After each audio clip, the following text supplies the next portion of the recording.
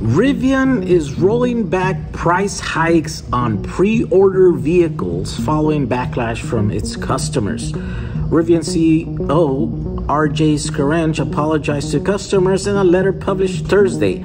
I have made a lot of mistakes since starting Rivian more than 12 years ago, but this one has been the most painful. I am truly sorry, Scaringe wrote. Trust is hard to build and easy to break. Speaking with many of you over the last 2 days, I fully realize and acknowledge how upset many of you are. So if you don't know what this is all about, Rivian on Tuesday had announced a price increase, a hike of like 20% on all their vehicles, right? So the base price of the R1T, for example, the truck, went up from $67,500 to $79,500, right? So quite a bit of a hike. The R1S, which is the SUV, went from $70,000 to $84,500. And at the publishing of this video here, my two orders, right? I have the truck.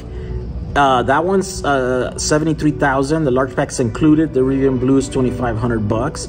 The 2,200 wheels are included. The interior black mountain is included, and then the gear, which is a tent, is $2,600. So it's $78,150. So that is price, the original price, and it hasn't gone up. But the R1S, the SUV, that is the one that I am planning to keep. When you look at the configuration here, right, it looks like that right now. So Explorer package, it's at 72.5 or 72,500. The quad motor is an extra 6,000. The large pack is an extra 6,000. Glacier white is 1,750. 21 road wheels are included. The black mountain interior is included, and then the compact spare tire is 550. So that is a total of 86,800, right? And so that means that these have not rolled back. Rivian has said that all that's going to roll back, right? That he made a mistake, and that anyone that had pre-order a vehicle before March 1st would get the original pricing. Well, it doesn't seem like that rollback has been applied to all of the pre-orders, because here's mine that starts at 72,500 when the R1S quad used to be 70,000, right? So this one's already $2,500 higher than originally was, plus the quad motor adds another 6,000 and the large pack adds another 6,000. That did not used to be the case. So that's 12,000, 14,000 of increased price there at least. So there are some estimates that up to 40,000 people, customers, canceled their orders overnight, basically just as soon as they found out about those price increases. Now this is unsubstantiated. I read that somewhere, and they didn't know, right? But if any of that is anywhere remotely true, then that would explain the reason why Rivian decided to undo these price hikes, right?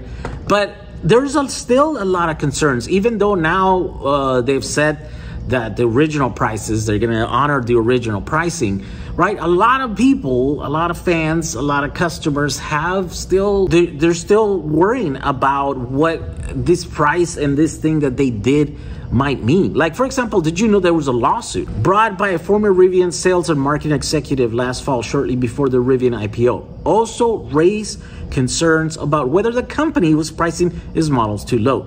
The suit alleges that Lara Schwab, the former executive and plaintiff in the case, raised the issue with other Rivian executives, and they eventually agreed vehicle prices would need to be increased post-IPO.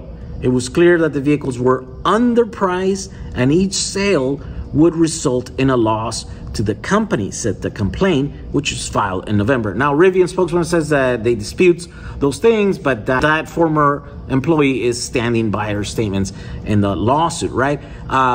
So the lawsuit is related to the fact that she got let go because she brought up those concerns that the company was going to lose money over the low pricing of these vehicles, right? And so if that's true, then that means that Rivian stands to lose money, not only just not make money, but lose money on the sale of at least these first 70,000 pre-orders, right? And so that's bad news for, I mean, it's good news for us customers that are going to receive a product for less than maybe it costs to build, but it's bad for investors, right? And the company at large, because then that means that they're not going to be making money. They're going to be losing money for every sale, right, that they've done until now.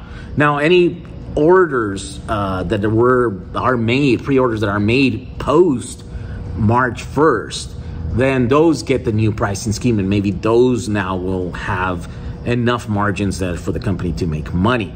But here's the other thing that is kind of worrisome. The fact that they did this and that they did not think that the customer base would feel betrayed. The most loyal of their customer base, these are people that have put money down. Like in my example, I put money down 3 years ago to get this car, and that we would be okay with a hike increase of like 20% just before receiving, getting delivery of these vehicles. How many decision makers at Rivian had to have this discussions before this thing happened, and they've all like, yeah, let's do this. Some people are gonna get mad.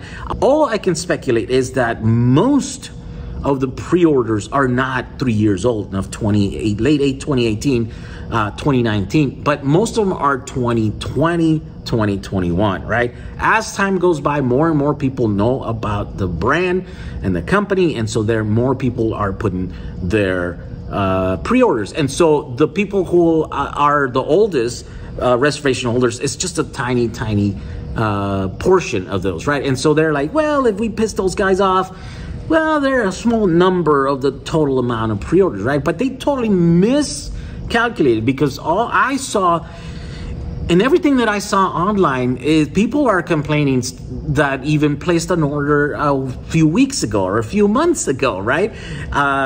Pre-order holders from this year, they're feeling the same betrayal that someone like me, for example, that has been waiting for 3 years felt, right? And that was the case.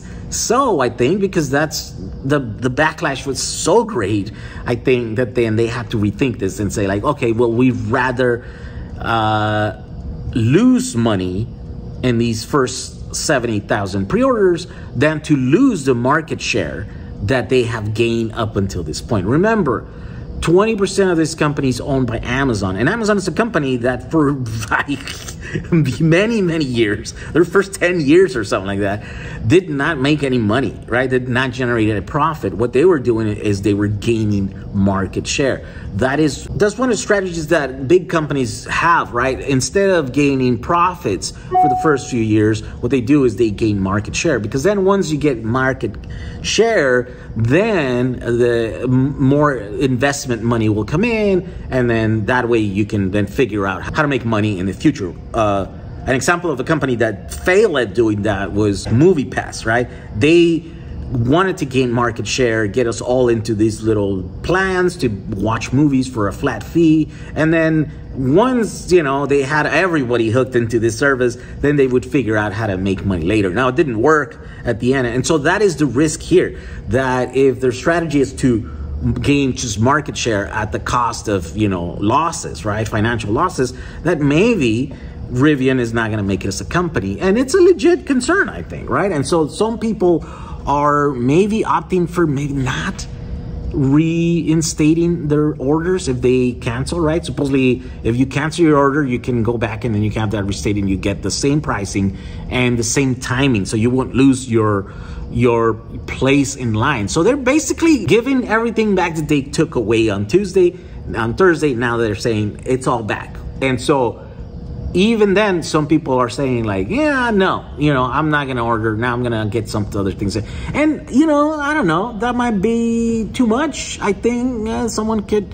be of the opinion of that, but there are legitimate concerns like this one, for example, right? If you were maybe some of these people were buying a car, but also had bought stock, right? And so now they're looking at Rivian not only as a product, but they're also looking as an investment, right? If you're looking at an investment, then you kind of gauge this in a different way. And if you think that Rivian might not survive because of their decisions right now, then you might not want to buy one of their cars, and it's totally understandable. Now, if you're watching this and if you have a pre-order, what do you feel? Are you going to still go through with your pre-order, or are you giving up on this company just because this kind of mistake, in your opinion, is too big and maybe they should have to pay the price for that? Let me know in the comments. But there you go. All the people that were crying and then losing their minds on the online forums and on Reddit, it seems like Rivian, at the very least, they are listening to their customers, and they heard you loud and clear, and they undid the price hikes. They roll everything back. It's as if Tuesday never happened. All right, thank you for watching this video. We'll see you guys on the next one. Bye.